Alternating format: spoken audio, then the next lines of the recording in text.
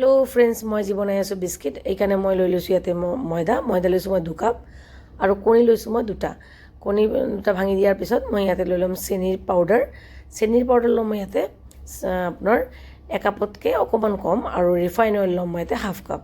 গোটেইখিনি ভালদৰে এইদৰে হাতেৰে মই মোহাৰি ল'ম, ধুনীয়াকৈ মিক্স কৰি ল'ম। আৰু তেতিয়া মই ইয়াতে এড কৰিম 1/2 চামুচ বেকিং ছ'ডা দি কেনে মই গোটেইখিনি ভালদৰে মিলাই ল'ম। মিলাই কেনে অকণমান কুহুমীয়া গৰম পানীৰে আটাখিনি মই ভালদৰে মাৰি ল'ম।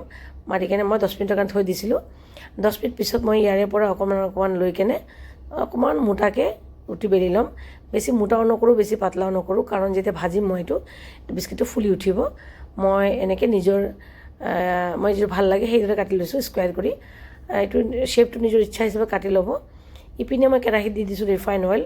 তেলখিনি গৰম হোৱাত মই কেইটামান অকণমানকৈ বিস্কিট দি দিছোঁ আৰু ভাজি লৈছোঁ।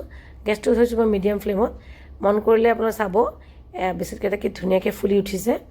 এইদৰে এনেকৈ আপুনি অলপ দেৰি পিছে লৰাই দিব, আৰু দুই পিঠিয়ে ধুনীয়াকৈ লাইট ব্ৰাউন কালাৰ হোৱালৈকে মই ভাজি ল'ম।